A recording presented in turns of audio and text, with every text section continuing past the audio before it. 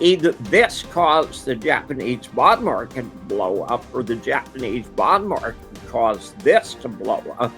But both of them are an indication that something exceptionally dangerous is going on.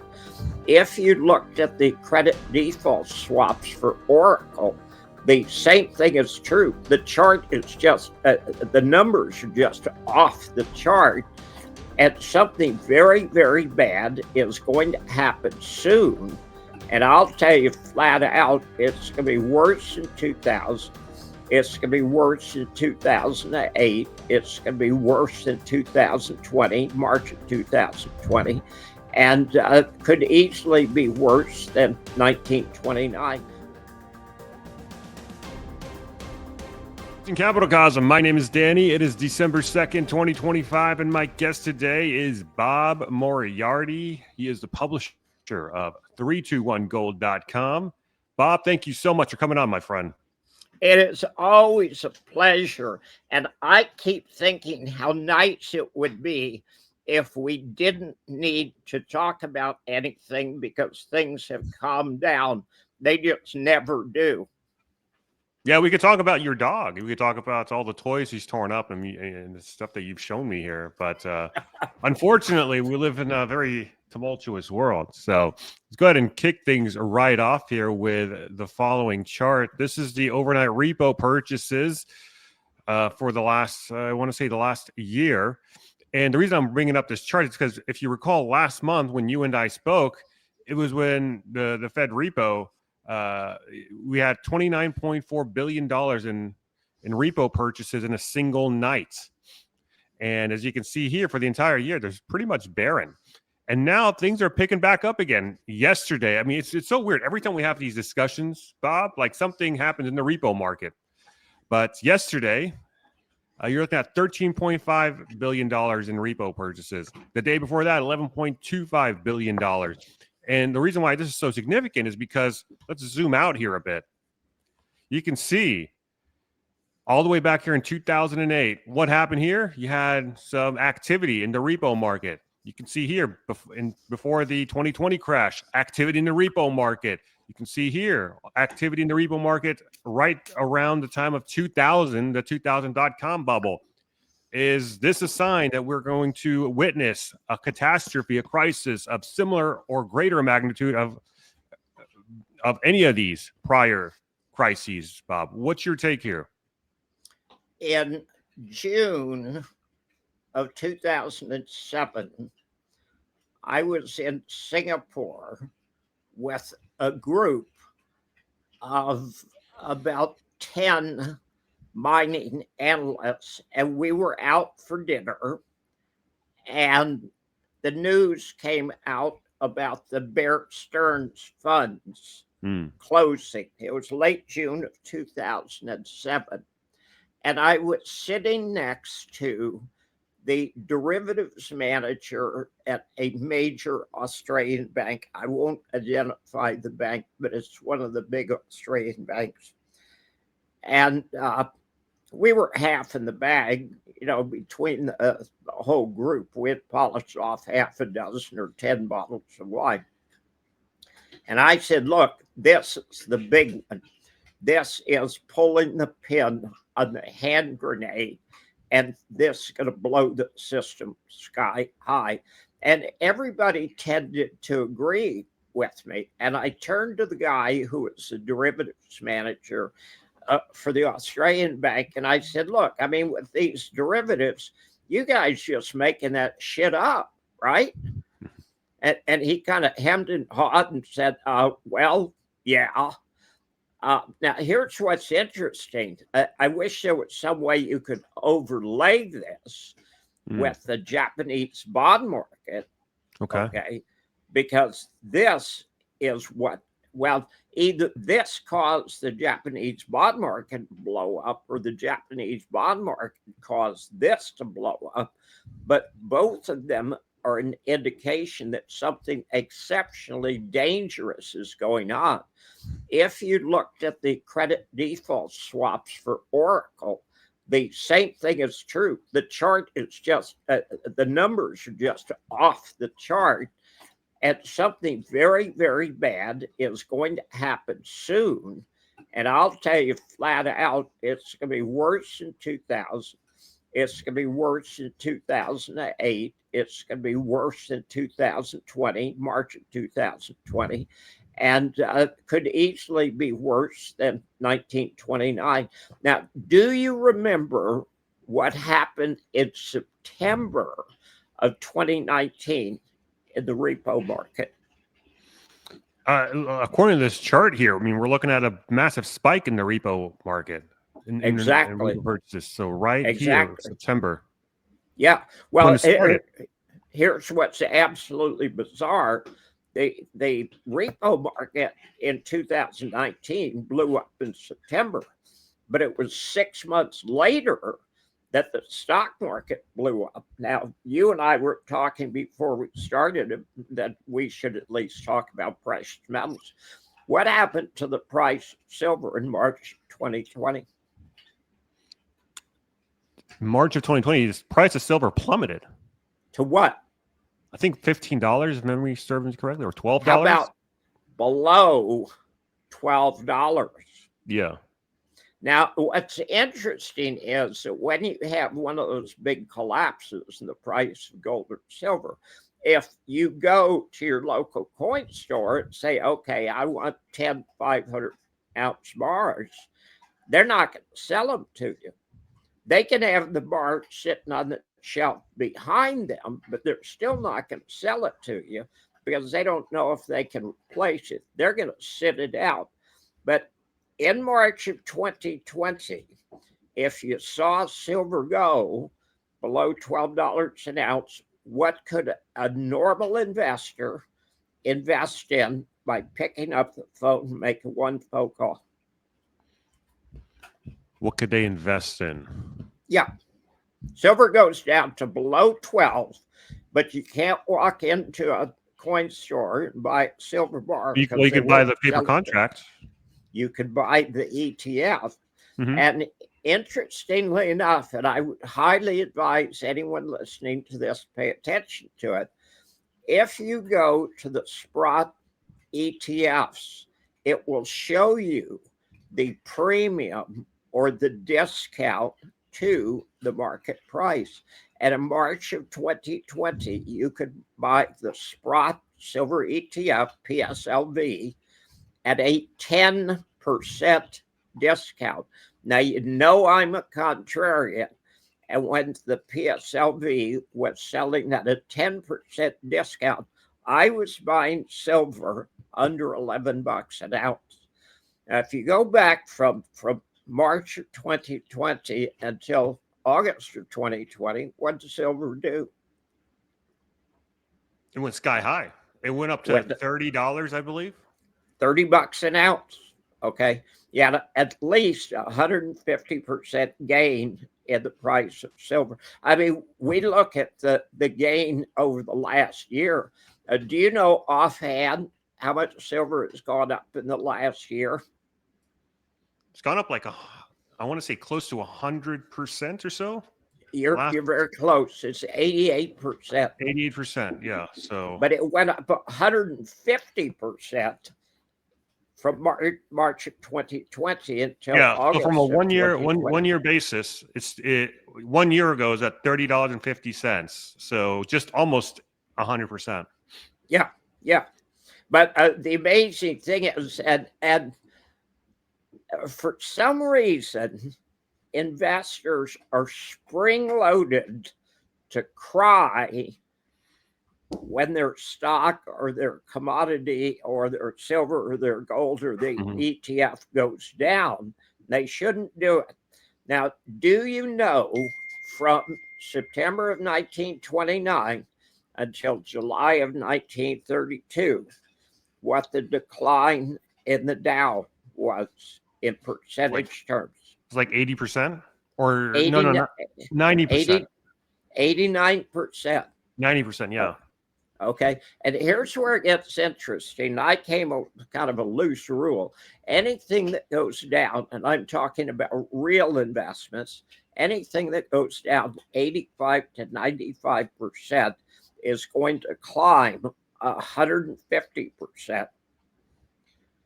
The biggest gains that you will ever see in silver or gold is after a crash. Now, if you go from July of 1932 until June of 1933, they now went from, I think, 48 to 108, and it was right at 150% gain. From where to where? From July of 1932 until Okay. June of 1933. Okay, that's it right there. And the crazy thing is that it doesn't seem to make sense logically, but from that low point right there until the next high, that was 150% gain. So even if the stock market crashes, gold crashes, ETF crashes, silver crashes, the greatest opportunity to invest in your lifetime will be after the crash. If you will buy when things are cheap and sell when they're dear, you can make a lot of money. What do you make of this talk that you're starting to hear nowadays about AI becoming a national security threat? David Sachs posted about it on X a few days ago, saying how who? Go. David Sachs. David Sachs or Jeffrey Sachs? No, David Sachs. Oh, okay. I'm not sure who he is. I'm sure you know. I mean, I could pull up a picture of him, but he's one of the PayPal mafia guys, and he was talking about. Okay, yeah. Strange enough, I will agree it's very dangerous. Now, what is wrong with the term artificial intelligence? What is wrong with it? Yeah. There can be many cases where it's not very intelligent. Nope, it's not intelligent at all. It's the same thing as rare earth elements. Rare earth elements are not rare. They're actually very, very common. Calling it artificial intelligence gives it credibility that's not there. What it is pattern recognition. Totally different from pattern recognition from intelligence. Now, should we have singularity, which is when computers learn to think for themselves, okay, that's going to be catastrophic. Frankly, if I was a computer and I woke up 10 years from now and I looked at Trump and Epstein and the morons running countries in Europe, I'd just say we need to get rid of these idiots. But artificial intelligence, it's not. Pattern recognition, it is. I think there's a lot of flaws to it. The biggest flaw is that right now it's a financial boondoggle. Okay, you've got NVIDIA wanting to pay $80 billion for energy, and the company that they're going to get the energy from wants to buy $50 billion worth of jets. And you've got this circle jerk going on, kind of a circular suicide position that doesn't make any sense at all. I am convinced while AI has some advantages, it's like Bitcoin, it's a solution running around looking for a problem to solve. I don't see any advantage to Bitcoin. It is 98% speculation and 2% utility. And all of the reasons that people gave for Bitcoin, you could do it and the government never knows you're doing it. Well, that's not true. You can do it and you can buy your drugs. Well, you can, but the government does know what you're doing. The whole 15 or 17,000 cryptocurrencies are a scam. And I think that Donald Trump and his family are going to blow the whole cryptocurrency thing sky high. The Europeans are already talking about outlawing Bitcoin. And should they do that, it's going to be the kiss of death to the entire industry. I see no redeeming qualities to cryptocurrencies, and people hate me for saying that. Now, you can make so much money. In the drop that happened in the cryptocurrencies literally in the last week, some $500 million disappeared overnight. There are tens of thousands of investors who invested using leverage, and it didn't make any difference whether they were bulls or bears. If you're using leverage with cryptocurrencies, you're going to get wiped out. I laugh because there's a large group of people in the precious metals market who have been whining about manipulation for 30 years. Can you name any financial instrument that isn't manipulated?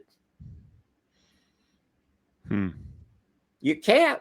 Everything's manipulated. So saying gold is manipulated, or silver is manipulated, is like saying that sun rises in the east. It's one of this. Well, no shit. I didn't know that. That hadn't occurred to me.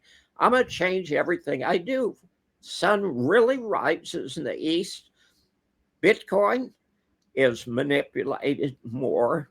Most of the shares, or most of the coins, are held in the crypto giants, and they just manipulate the shit out of that market. So it's an exceptionally dangerous market, even if you believe in the utility, which I don't.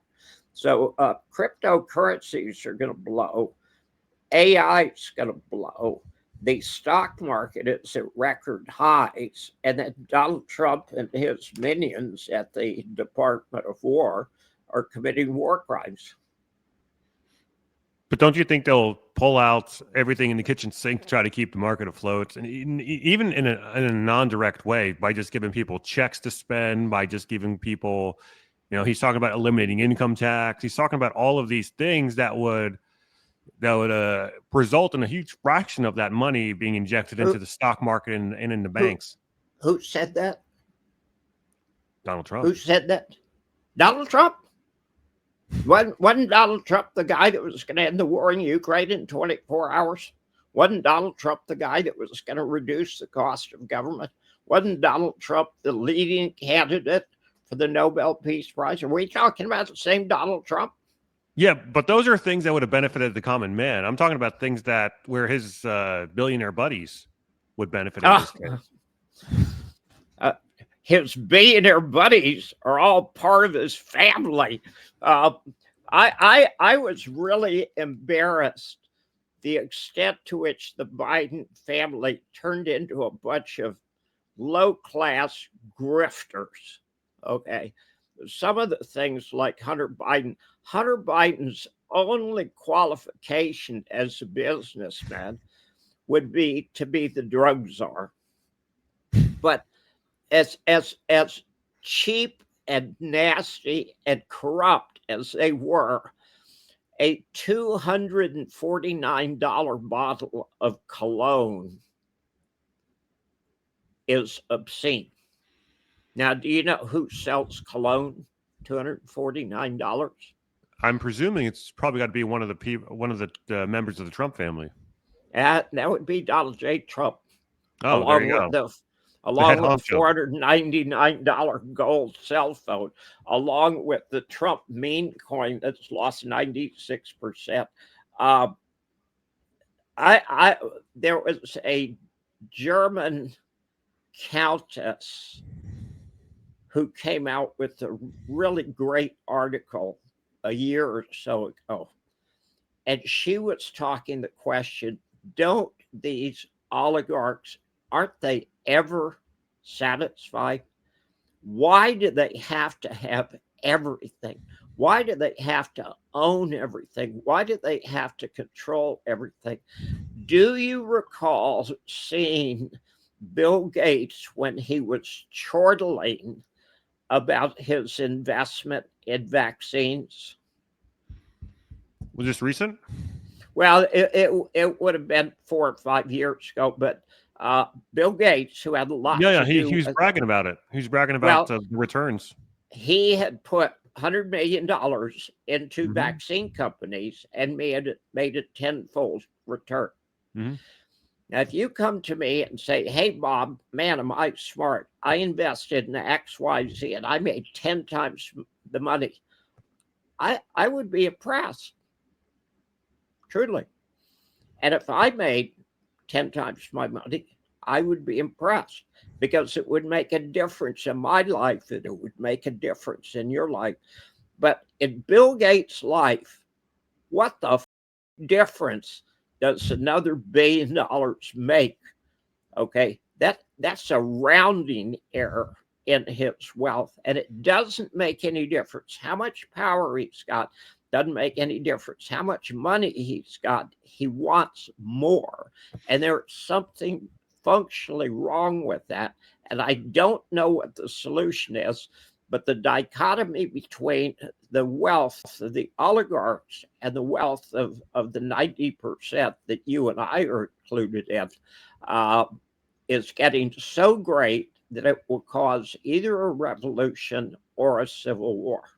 Yeah, I mean, there's definitely a limit in terms of wealth, where wealth can no longer buy anything more. There's a point of diminishing return, maybe $50 million, 20 million, I don't know.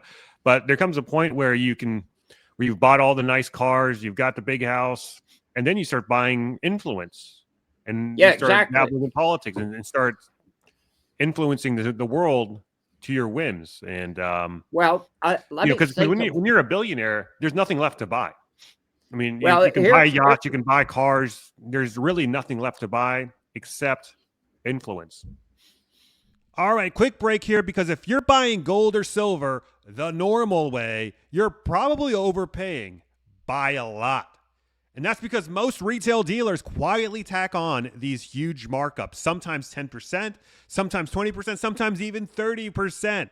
And you don't even notice it. It's like paying $115 for a $100 bill. Doesn't make sense, right?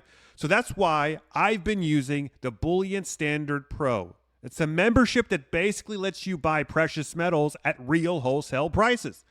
The same prices that dealers get. So no inflated premiums, no middleman games. Their platform updates every 5 seconds, straight from mints and distributors. So what you see is literally the real market. And here's the crazy part. If you buy something like this gold American Eagle, here's the amount of money you're going to be saving at the time of this recording, at least. So it basically pays for itself multiple folds on many occasions, depending on what you buy. And if you want to try it out, they're hooking up my viewers with an exclusive 10% off their first month. Just use promo code COSM10 at checkout. That's COSM 10 at checkout. So if you're stacking, investing, or just tired of getting hit with hidden markups, check them out now. Bullion Standard Pro. Click on the link down below in the description box and use promo code COSM10. Now let's get back to the video. Bill Gates has flip-flopped, and from being one of the greatest supporters of climate change, he's now come out and said, actually, climate change is not really a threat. And do you know why climate change is called climate change? Because it could go either direction. If the climate gets colder, then it's climate change. If it gets hotter, then it's climate change. If you were talking about the climate back in the 80s, what did they call it? Global cooling. Global cooling. Okay, now if you were talking about the climate in the 90s and early 2000s, what did they call it? Global warming. Okay, why don't they call it global cooling or global warming now? The answer is simple, because you can't argue with climate change. You can argue with global cooling. You can argue with global warming. You can turn around and prove that 97% of the predictions that were made about global cooling turned out to be false. 97% of the predictions about global warming turned out to be false. But the beauty about climate change is the Earth is 4.5 billion years old. Do you know how often the climate changes? Every year. So we can call climate change and we don't look stupid.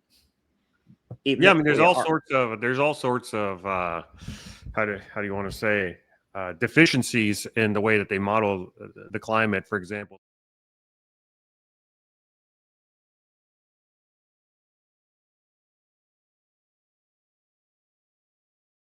sure. So there's all sorts of discrepancies. But here's a question for you, Bob.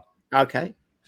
If Bill Gates, if all these guys are willing to dump climate change in favor of AI and building data centers, because really that's what's happening now. I mean, they've gone to the point where they're going to dump everything into this thing, coal, nat gas, maybe even wood, anything to keep these data centers powered to bring about AGI, artificial generalized intelligence. They cannot do it. The numbers simply don't work. It's total bullshit. Okay. Figures don't lie. However, liars figure. Okay. You were talking about discrepancies. The discrepancies in climate change are not discrepancies, they are lies. There are the things that we know. We know what the depth of Sydney Harbor was when the English first showed up there. We've got pictures going back that far. We know where the Plymouth Rock was, okay, in Massachusetts, because we've got pictures, we've got drawings. We know New York Harbor hadn't changed at all. So all of these things that we were told were going to happen, they made up. I use the figure, and I'm kind of amazed that other people haven't figured this out yet. Everything that we're told by government is a lie. Everything we're told by government is a lie. If you want to know what the truth is, invert what they say, because they lie about everything. Governments are run by sociopaths. They don't care about you. They don't care about me. They care about power. There's a really interesting situation. I tend to be very oriented to Europe right now because I'm in Europe. And when you see what's going on in the UK, and my wife's children are in the UK, so I pay attention to it. The woman who's in charge of the budget process there literally made up a hole in the budget that she had to fill. Okay, so she'd been going back and forth for 3 months about, we need to do this, we need to do this, we need to do this, we need to do this. And now it turns out that she made the whole thing up in the first place. So she wants to increase taxes in the UK, but she wants to have more giveaways to give away to people. The financial structure of the West, the debt-based system, is collapsing. It's collapsing because when people learn to vote themselves benefit, they never are willing to give up those benefits. France is bankrupt right now because the retirement age here is 60. Okay. And the fact of the matter is that French people who retire at 60 are better off financially after they retire than they were before they retired, because they all take second jobs. So they got a full retirement and they've got second income. Anyway, from a financial point of view, the West is collapsing and BRICS is going to take over. Going back to Professor Zhang and what he had talked about, the new empire that's going to take over. The debt-based system is collapsing. Okay, it's not going to exist in its current form in 5 years. It can't. Okay, we're beyond the point of no return. Yeah.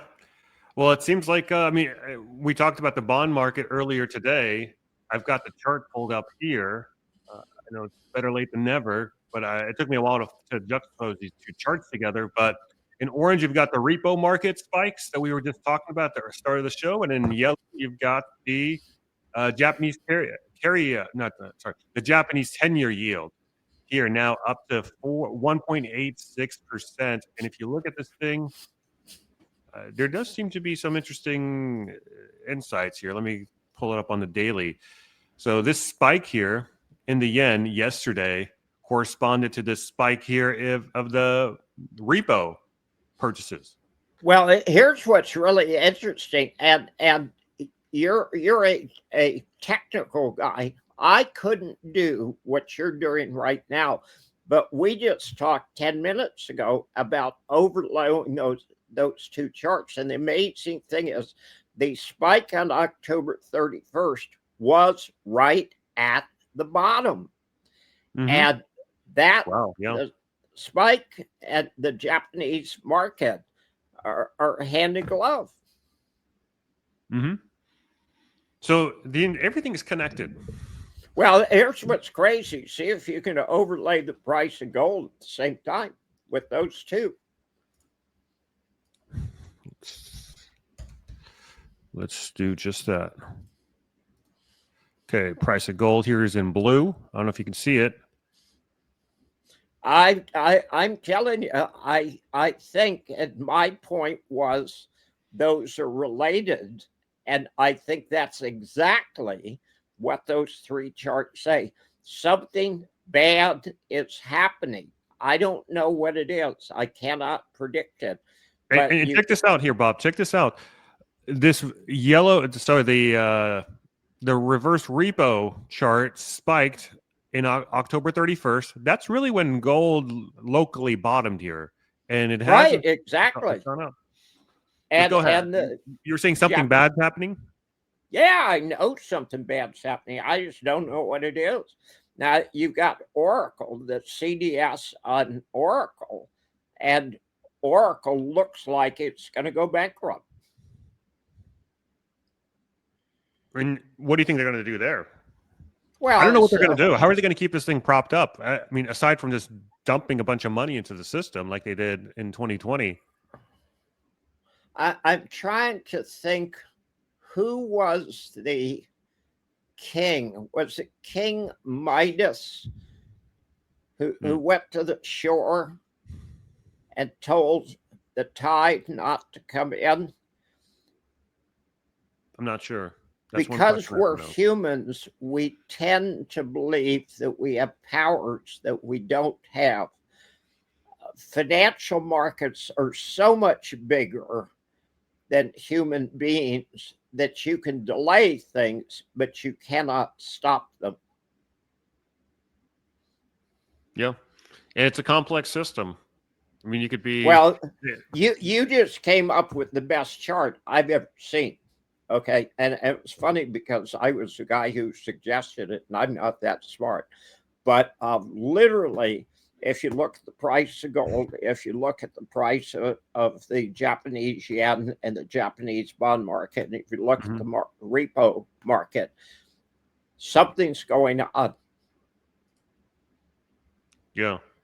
There is some interesting relationship going on here because all three charts started going up at the same time around mid-November. See them both moving to the upside. Right.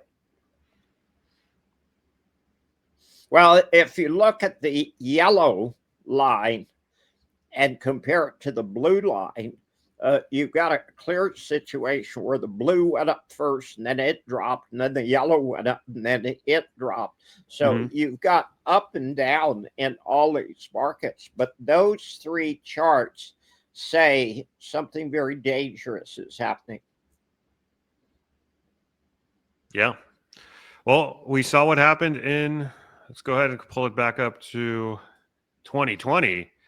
The orange chart is, again, the reverse repo purchases, and now is right before COVID. So someone knew something was going down, and well, you could see it in reverse repo, and you could start to see it in the bond chart and the gold chart too. Yeah, well, the whole COVID thing.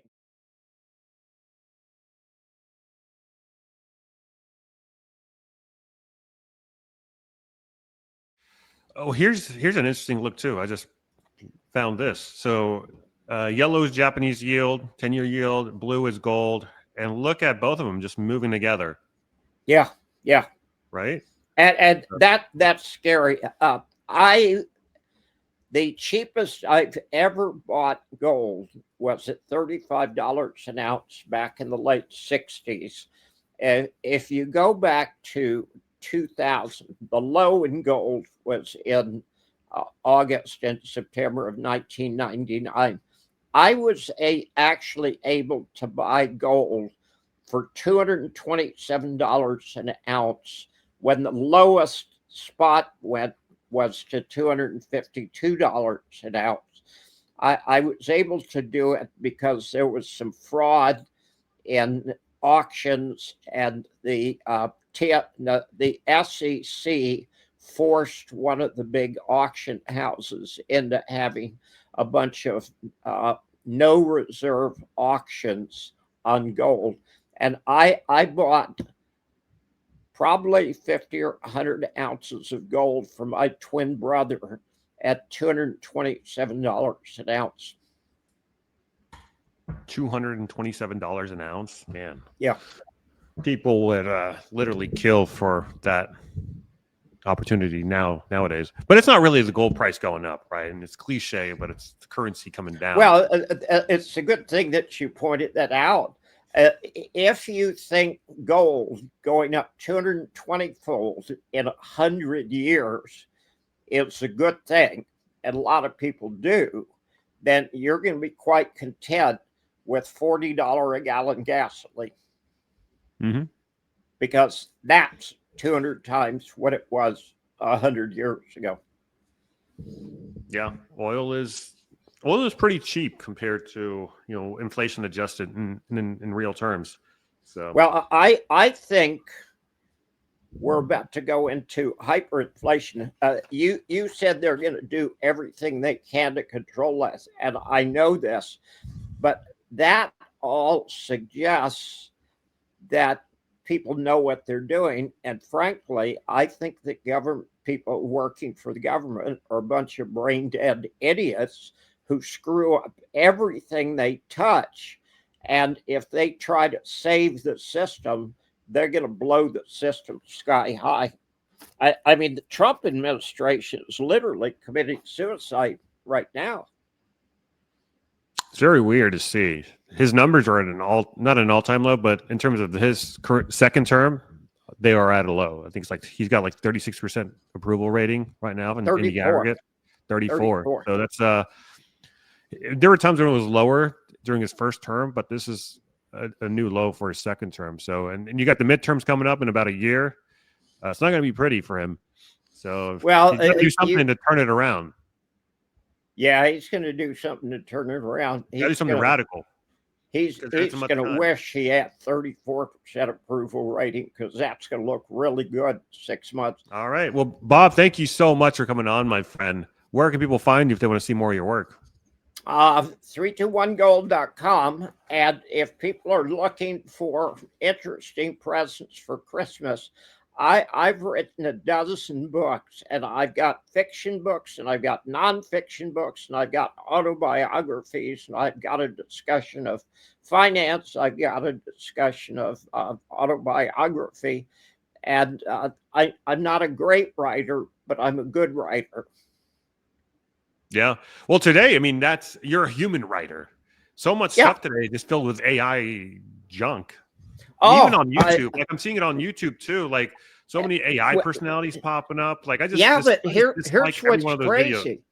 You will see the same issue discussed from two different viewpoints on the same right-hand bar.